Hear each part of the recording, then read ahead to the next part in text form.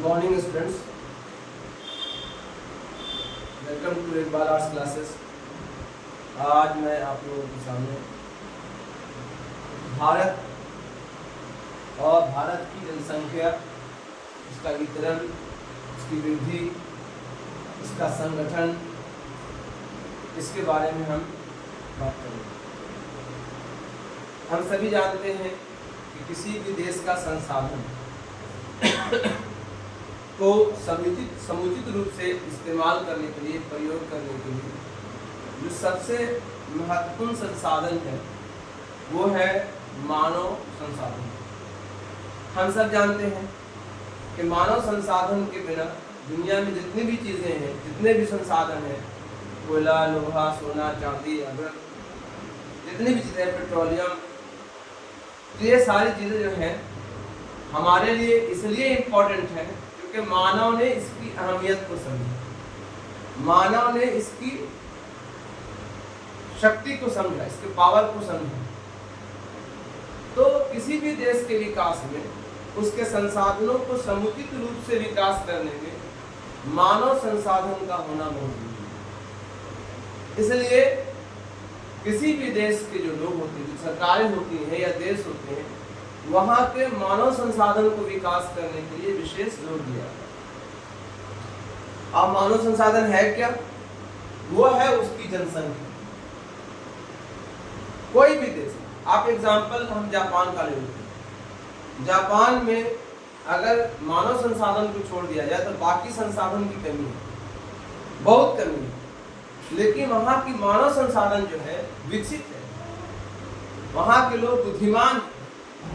इसलिए है ना, घड़ी की सुई से लेकर के, घड़ी के छोटे से औजार से लेकर के वो हवाई जहाज तक बने। क्योंकि अगर मानव संसाधन विकसित होगा तो दुनिया की कोई चीजें आपके साथ छुपी नहीं रहेंगी, आप दुनिया की हर चीजें प्राप्त कर सकते। तो आज हम बात करने जा रहे हैं भारत की जनसंख्या।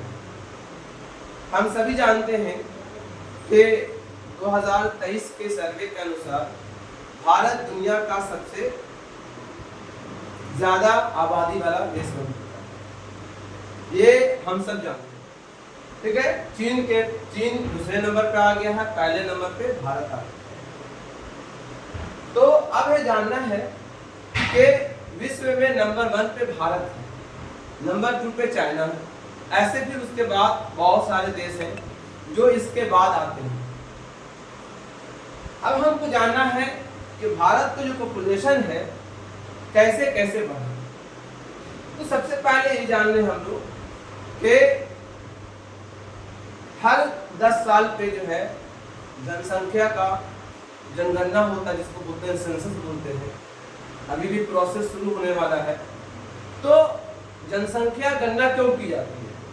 ताकि हम जान सके कि भारत की जनसंख्या जो है उसकी स्थिति क्या है, उसकी पोजीशन क्या है, कितने स्त्री हैं, कितने पुरुष हैं, कितने पढ़े लिखे हैं, है ना, कितने लोग जॉब में हैं, कितने लोग रोजगार में नहीं है, जॉब में नहीं है। ये सारी चीज़ों की जानकारी प्राप्त की जाती है। क्या बर्थ रेट है, तो ये सब जानना है। क्या आपका जीवन प्रत्याशा है ना, एवरेज आयु क्या है, ये सभी जानने के लिए ही सेंसस किया जाता है। और अभी जो है वर्तमान सर्वे है कि पूरे विश्व की आबादी 805 करोड़ है, यानी 8.5 करोड़। भारत की आबादी जो है पूरे विश्व के तुलना में जो है वो 17.64 है, यानी 17.64% है, 64% है। पूरे विश्व की आबादी की तुलना में भारत की आबादी 17.64%। अगर पूरे वर्ल्ड का क्षेत्रफल देखें, पूरे वर्ल्ड का क्षेत्रफल जो है अभी अगर हम देखें तो उसकी तुलना में भारत का जो प्रतिशत है, उसके कंपैरिजन में भारत का जो परसेंटेज है वो है 2.4%। 2.4%, यानी हम कह सकते हैं कि 2.4% क्षेत्रफल में विश्व की 17.64% आबादी रहती है।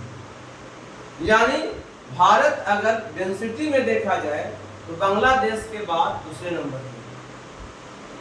अब सवाल ये है कि ये बढ़ती हुई जनसंख्या है और इस जनसंख्या का जो डिस्ट्रीब्यूशन है, जो ग्रोथ है, जो बर्थ रेट अधिक है, उसके पीछे कारण क्या है, ये सब जानना हमको है, ये सब हमको पढ़ाई करना है। उससे पहले हम ये जानना चाहेंगे कि भारत में जो है वर्तमान में 28 देश हैं, ठीक है। तो 28 देश हैं, उसमें से किस स्टेट में कितना आबादी है, कितना आबादी है।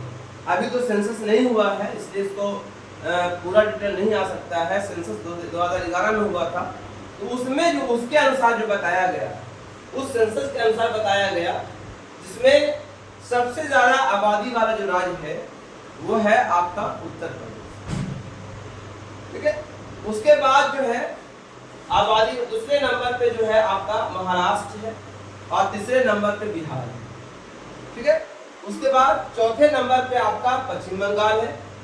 अगर हम देखें कि आबादी में सबसे कम कहाँ है, सबसे कम आबादी कहाँ है, सबसे कम आबादी वाला राज्य कौन है, तो हम उसको बोलेंगे सिक्किम। सिक्किम जो है सबसे कम पॉपुलेशन वाला स्टेट है, ठीक है।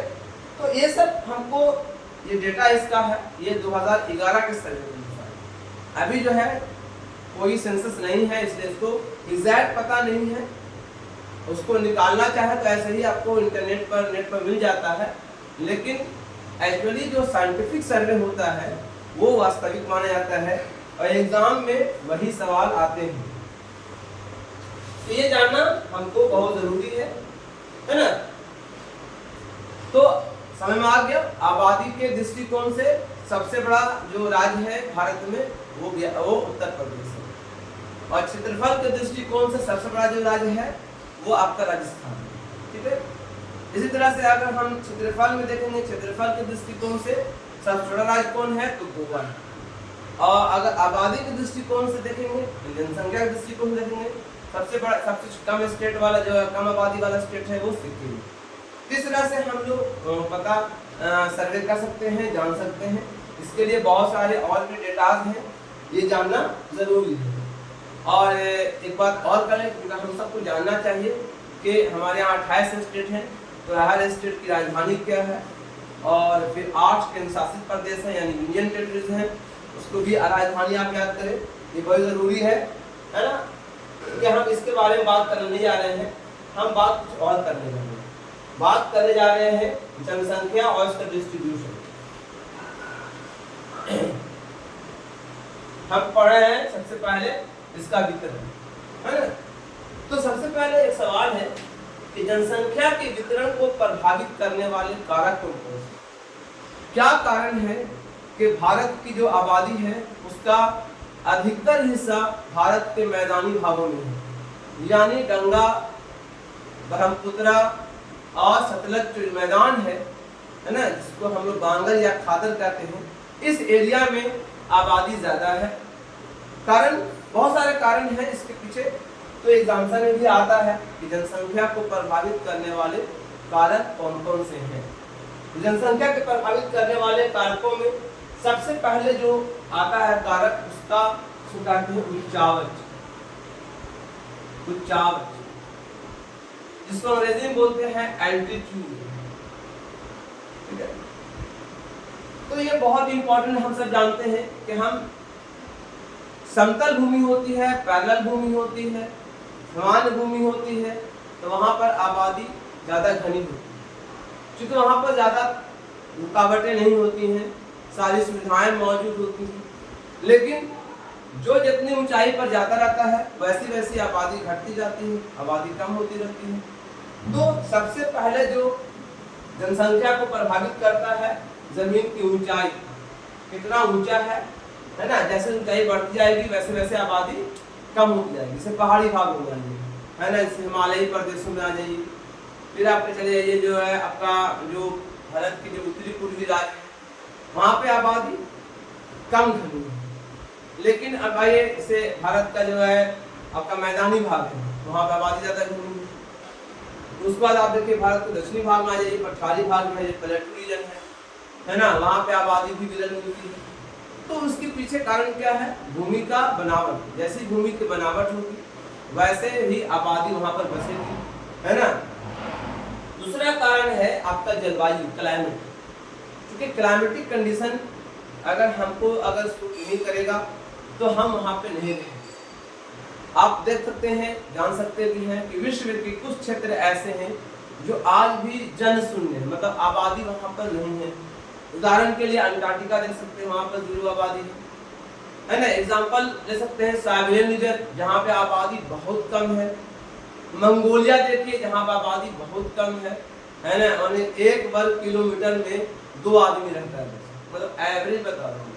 ज़ाहिर प्रदेश में चलिए, वहाँ आबादी जनशून्य है, क्योंकि वहाँ पर जंगली इलाका है, 100% जंगल वहाँ पर है और दलदली भूमि है ना। खतरनाक जानवर वहाँ पर रहते हैं।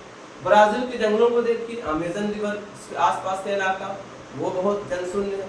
तो जहाँ पर क्लाइमेटिक कंडीशन खराब रहता है या मतलब विरोध रहता है इंसान के जीवन के गुजारने में, उसके खिलाफ रहता है, तो वहाँ पर आबादी नहीं बसती है। जनरली इंसान की आदत होती भी है, इंसान आसानी पसंद करता है, इस एरिया में जो है आबादी ग्रो नहीं करती है।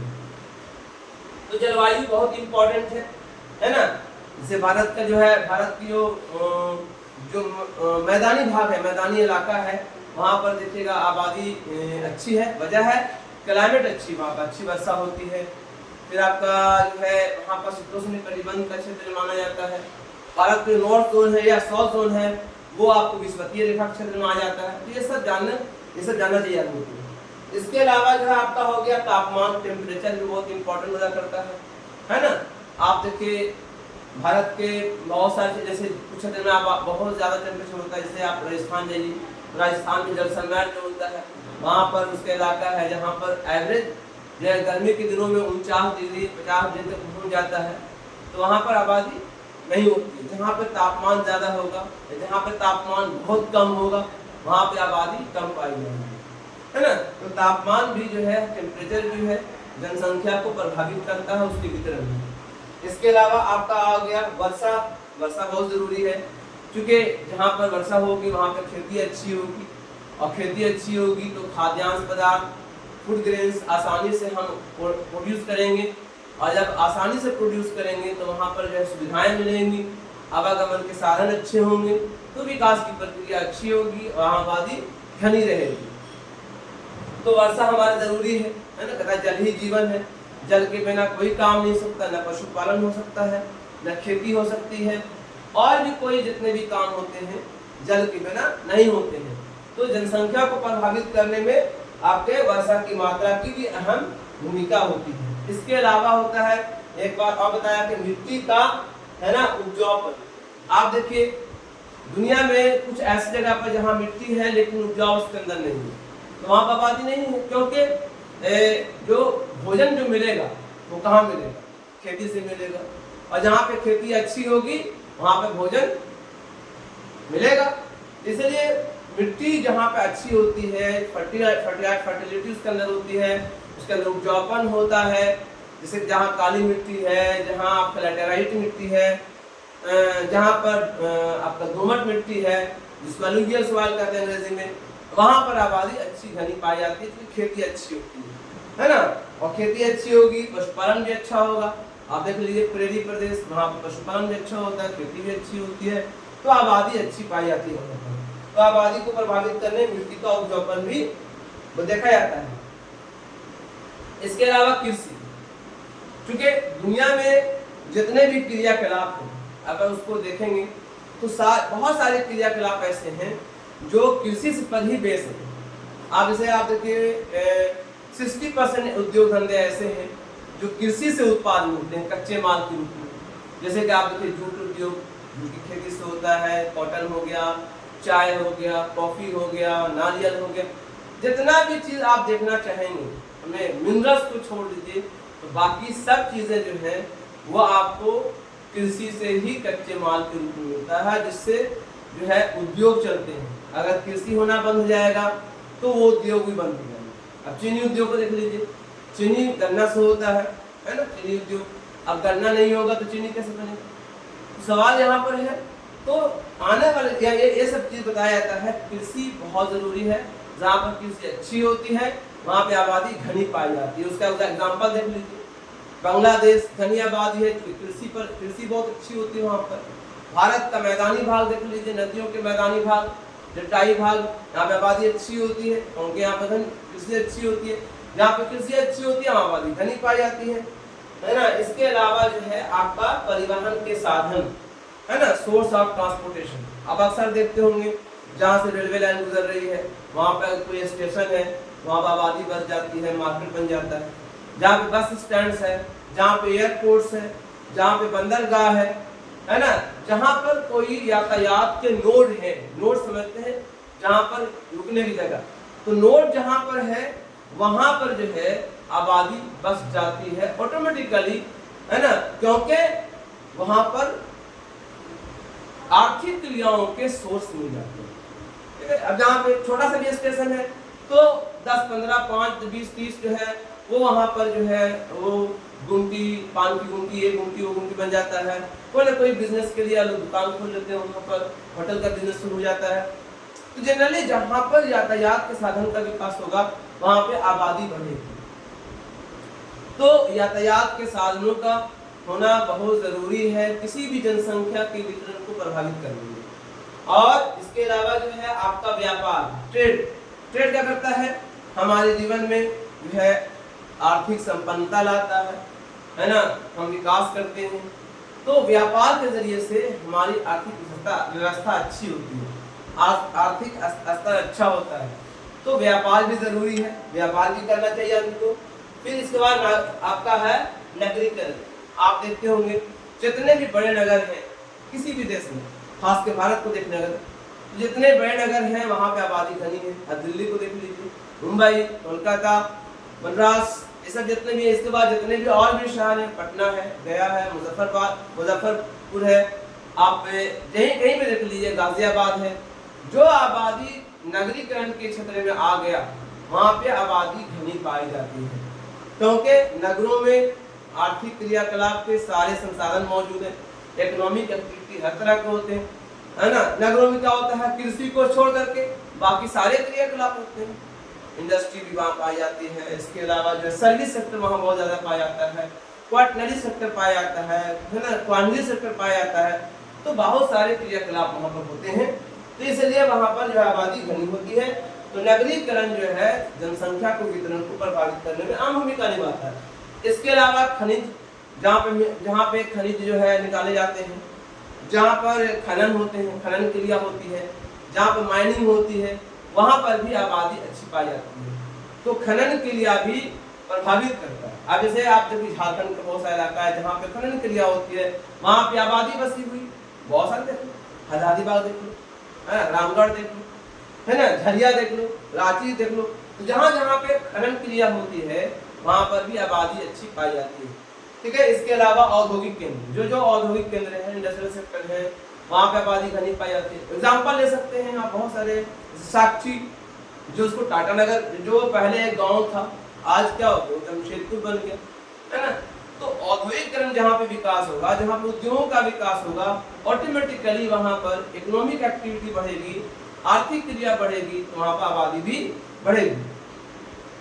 तो आर्थिक क्रिया, इसके अलावा सामाजिक कारण भी आता है, सोशल फैक्टर, क्योंकि हम सब सामाजिक जानवर होते हैं। मानव क्या एक सामाजिक जानवर है ना, समाज में रहना पसंद करता है मानव अकेले रहना पसंद नहीं करता। तो समाज में अगर हम रह रहे हैं तो लोगों से जुड़ाव होता है। जहाँ पर अकेलापन महसूस करेगा आदमी वहाँ पे कभी नहीं रहेगा। जहाँ पर विचार मिलेंगे वहाँ पर रहेंगे, जहाँ पे विचार नहीं मिलेगा वहाँ से वो कट जाएगा, वहाँ से हट जाएगा। तो सामाजिकरण, जहाँ पर सामाजिकता पाई जाती है, कस्टम्स पाए जाते हैं, रीति रिवाज पाए जाते हैं, धर्म का पालन आसानी से इंसान कर सकता है, कोई उसको रुकावट नहीं है, कोई उसको ऑब्स्ट्रक्शन नहीं है ना, कोई उसका बाउंडेशन नहीं है, फ्रीली जिंदगी गुजार रहा है ना। सामाजिकता उसके अंदर अगर है तो वो जो है कभी भी गलत, वो जो है वहां से नहीं हटेगा। तो जब सामाजिकता अच्छी होगी वहां पे आबादी अच्छी पाई जाएगी, और जहाँ पे सामाजिकता नहीं पाई जाएगी लोग वहां पर से भागेंगे, वहां से हटेंगे।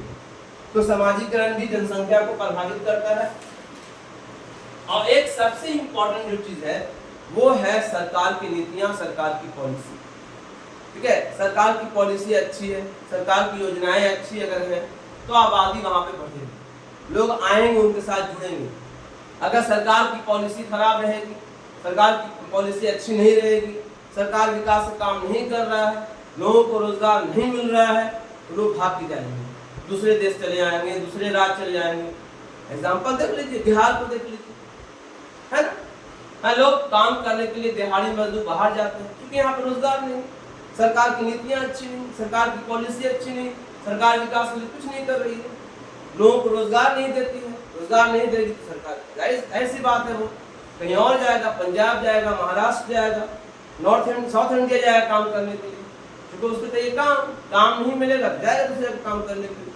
तो सरकार की पॉलिसी अच्छी रहेगी तो लोग वहां पर ठहरेंगे, है ना। सरकार के काम अच्छे रहेंगे, योजनाएं अच्छी रहेंगी, आर्थिक व्यवस्था अच्छी रहेगी, तो लोग वहां पर ठहरेंगे। नहीं तो लोग वहां से चले जाएंगे, प्रवास कर जाएंगे, है। हमारे बहुत सारे भारतीय विदेश में रह रहे, क्यों रह रहे हैं? क्योंकि जो उनके जो इच्छाएं हैं, महत्वाकांक्षाएं हैं, वो उनको नहीं मिल पा रहा है, विदेश चले जा रहे हैं, वहां जाकर उनको मिल रहा है। तो यहाँ पर जो है सरकार की नीतियां अच्छी होंगी, सरकार अच्छा काम करेगा, जनसंख्या भी वहां पर ठहरेगी और वहां पर वो वहां पर निवास करेगी। तो इस तरह से मैंने बताया जनसंख्या को प्रभावित करने वाले, जनसंख्या के वितरण को प्रभावित करने वाले निम्नलिखित कारण हैं। तो मैंने बताया आपको जनसंख्या का वितरण। अब आइए जनसंख्या की वृद्धि। एक हुआ वितरण, एक हुआ वृद्धि। वृद्धि का बहुत कारण है, लेकिन उसमें सबसे बड़ा कि भारत जैसे देश में जनसंख्या तेजी से क्यों बढ़ रही है, तो उसके पीछे कई कारण हैं। अगर कभी कभी एग्जाम में आता है कि बढ़ती हुई जनसंख्या के कारणों को, तो क्या बताएंगे? जनसंख्या इतनी तेजी से वृद्धि क्यों हो रही है भारत जैसे देश में, और देशों में नहीं है। आप देखिए जैसे कि लगभग जो है ऑस्ट्रेलिया की आबादी जो है 4.5 करोड़, यानी समझ लीजिए कि अभी जैसे बिहार की आबादी अगर है ना, लगभग 13 करोड़ है, यानी समझिए कि उससे कितना कम है ऑस्ट्रेलिया में। मंगोलिया को देखिए, वहां आबादी कम, रशिया में देखिए वहां आबादी कम, है ना। जितने भी यूरोपियन कंट्रीज है वहां आबादी कम, है ना। भारत में आबादी तेजी से क्यों बढ़ी, बांग्लादेश में आबादी क्यों तेजी से बढ़ी, तो उसके पीछे कई कारण हैं। इसमें सबसे पहला कारण जो है आबादी के बढ़ने का, उसमें सबसे पर्यावरण और वातावरण। जो हमारा वातावरण है, जो हमारा पर्यावरण है, जो हमारा इन्वायरमेंट है, इसका बहुत बड़ा असर है। हम जहाँ पे रह रहे हैं, यहाँ पे गर्म जलवायु है। गर्म जलवायु में क्या होता है, मैच्योरिटी जो होती है यहाँ के मानव में, चाहे स्त्री और पुरुष है, समय से पहले आ जाती है। यहाँ की मैच्योरिटी 11 साल से शुरू हो जाती है, लेकिन बाहर के देशों में ऐसा नहीं है, वहाँ पे मैच्योरिटी 1.5 साल। तो पहला कारण जो है वो है पर्यावरण का और वातावरण का और जलवायु का बहुत बड़ा असर है। नंबर 2, यहाँ पर जो बढ़ती आबादी का सबसे बड़ा कारण है, नंबर 2 कारण है वो है निरक्षरता। निरक्षरता मतलब अशिक्षा। यहाँ पे शिक्षा की बहुत कमी है, जागरूकता नहीं। यहाँ पर पढ़ाई तो की जाती है लेकिन पढ़ाई में जागरूकता नहीं है।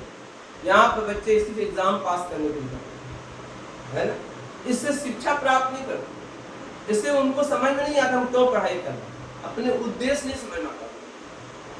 तो दूसरा कारण है अशिक्षा। भारत देश में अशिक्षा बहुत ज्यादा है, तो अशिक्षा एक दूसरा कारण है बढ़ती हुई आबादी। तीसरा कारण है बेरोजगारी। ठीक है, ये भी बहुत इंपॉर्टेंट है, क्योंकि अशिक्षा रहेगा तो बेरोजगारी रहेगी। बेरोजगारी के कारण भी यहाँ पर जो है आबादी तेजी से बढ़ रही है ना। इसके अलावा जो है यहाँ पर रीति रिवाज है, बहुत सारे कस्टम्स है, धार्मिक मान्यताएं हैं, है ना। जो हमारी जो एज है, शादी का जो एज होता है, मैरिज का जो एज होता है ना, वो समय से पूर्व कर दिया था। लड़कियों को जो है 14 साल में, 15 साल में शादी कर दी जा रही है। बहुत सारे क्षेत्रों में बहुत से लोग तो मैच्योर हो चुके हैं तो वो देर से करते हैं, लेकिन समय से पहले शादी कर दी जाती है, जो स्त्री के लिए भी खतरनाक है ना, उस लड़की के लिए भी खतरनाक है। इसकी शादी हुई और फिर समाज में फिर अव्यवस्था फैलेगी, आबादी तेजी से बढ़ेगी। तो एक कारण ये भी है कि मान्यताएं हैं, बहुत सारी हैं, रीति रिवाज है, इसको फॉलो करने के कारण लोग जो है वक्त से पहले शादी कर देते हैं, है ना। उनके अंदर मैच्योरिटी नहीं आ पाती है पूरी तरह से, है ना। और यही वजह है कि स्त्रियों में डेथ रेट भी ज्यादा है। हमारे भारत के अंदर स्त्रियों में डेथ रेट ज्यादा है। आप सोच लीजिए ना कि यहाँ की स्त्रियां जो है 65 साल इनका एवरेज है, 65 लगभग 65 साल। क्यों है, क्या कारण है? ये तो खान पान सही नहीं, नंबर 2 समय से पहले शादी जा रही है, ठीक है। और ये सब अशिक्षा के कारण है। अगर हम शिक्षा समय पर देंगे, शिक्षा उनको देंगे, तो उनके अंदर कॉन्शियसनेस आएगा, अकल आएगी, समझ आएगी हमें क्या करना है, क्या गलत है, क्या सही है। तो एक कारण ये भी है कि पर्यावरण या हमारे जो है धार्मिक मान्यताएं हैं, इसके कारण आबादी तेजी से बढ़ रही है ना। इसके अलावा जो है और भी कई कारण से, कोई इसके जनसंख्या को घटाने के लिए, रोकने के लिए कोई नियम कानून यहाँ पर नहीं। सरकार बोल तो देती है मुंह से, ये कर देंगे, वो करेंगे, वो करेंगे, कई प्लानिंग लाते हैं, है ना, लेकिन प्लानिंग को पूरी तरह से फॉलो नहीं किया है और फॉलो कर भी नहीं सकते हैं, क्योंकि यहाँ पर तो मान्यताएं हैं। अगर उनको जबरदस्ती थोपिएगा तो वो आपको वोट नहीं देंगे, आपके खिलाफ चले जाएंगे। उनके वो समझते हैं कि सब कुछ भगवान करने वाला है, देने वाला वो है, खिलाने वाला वो है, पिलाने वाला वो। सब हम लोग किस्मत के भरोसे रखते हैं, जो हमारी किस्मत में है वही होगा, इसलिए शादी कर दी जाती है। तो ऐसे बहुत सारे एक्सपीरियंस हैं मेरे स्टूडेंट, बहुत सारे, इसीलिए, है ना। 9th क्लास में है, उनकी शादी होती है। चाइल्ड मैरिज, इसको क्या बोलेंगे, चाइल्ड मैरिज बोलेंगे। जब वो 13 साल की बच्ची है, अभी उसको 9th क्लास में पढ़ रही है, उसको क्या पता है जिंदगी के बारे में, है ना, क्या क्या सामाजिक रीति रिवाज होता है। लेकिन आपने क्या कर दिया, लड़का अच्छा मिल गया, है ना, इंजीनियर मिल गया, अरे बाप रे बाप, अभी छूट जाएगा तो फिर दूसरा नहीं मिलेगा, फट शादी कर दी। इसको देखते हुए कर देते हैं। तो ये सब बहुत सारे ऐसी मान्यताएं हैं। अब धीरे धीरे समाज बदल रहा है, अब लोगों के अंदर बहुत सारी चीजें आ रही, सोच बढ़ रही, सोच अच्छी हो रही है। अब से धीरे धीरे आबादी घट रही है, लेकिन फिर भी हमारे देश का जो है आज बर्थ रेट है 1.24, ठीक है, जो अच्छा नहीं है ना। इससे जो और भी देश का नाम से आप चाइना को देखिए 0.54 है, ठीक है। हालांकि ओमान की जो है आपको है 8.25, लेकिन ओमान में आबादी कम है, अरब देशों में आबादी कम है, इसलिए दिखता नहीं है। भारत में आबादी का एक बहुत ज्यादा घनत्व है, इसलिए दिख जाता है। अब इसी 1.4 को अगर आप निकाल लें, सालाना एवरेज परसेंटेज निकाल लें, 1 अरब 42 करोड़ से ही निकाल लें तो कितना हो जाए, लगभग हमने एक मरतबा निकाला था, तो लगभग जो है 1 करोड़ 80 लाख, 1 करोड़ 80 लाख आबादी, यानी लगभग 2 करोड़ आबादी हर साल बढ़ जाती है। यानी आधा ऑस्ट्रेलिया हर साल पैदा हो जाता है इंडिया में। अब यू कैन क्या इमेजिन कर सकते हैं, क्या उस लिहाज से मेरे पास रिसोर्स बढ़ रहा है, जिस रिसोर्स से, जिस तेजी से आबादी बढ़ रही है, उस रिसोर्स से क्या, उस तरह से क्या हमारी रिसोर्स बढ़, क्या हम आगे बढ़ पाएंगे। इसलिए माल्थस का नियम है, माल्थस ने कहा था कि अगर बढ़ती आबादी को न रोका गया तो प्रकृति उसका खुद इंतजाम कर देती है ना। पृथ्वी को उन्होंने डाइनिंग हॉल से कंपेयर किया था कि एक डाइनिंग हॉल है, उस डाइनिंग हॉल के अंदर, है ना, 100 आदमी को बैठने की कैपेसिटी है खाना खाने के लिए, है ना, लेकिन एक साथ उसमें 200 आदमी घुस जाए तो क्या होगा, एक समझिए बवाल पैदा हो जाएगा, मारा पीटी हो जाएगा, लड़ाई झगड़ा हो जाएगा, हम बैठेंगे। वही स्थिति है ना भारत जैसे देश या किसी और जहां आबादी जैसी बड़ी वहां हो रहा है। ठीक है, हमारे पास रिसोर्स की कमी है, संसाधन की कमी है। ठीक है, अब आबादी तेजी से बढ़ रही है तो रोजगार नहीं मिल रहा, तो इम्बैलेंस दिख रहा है। तो ये कारण है। तो सरकार को नीतियां बनानी चाहिए, ऐसी नीतियां जिससे हम बढ़ती जनसंख्या को है ना नियंत्रण कर सकें। नियंत्रण करने की बात बोलो, नियंत्रण, कंट्रोल। उसके लिए और भी है बहुत सी चीजें हैं कि साइंटिफिक तरीका अपनाया जाए। ठीक है, दवाओं का प्रयोग किया जाए।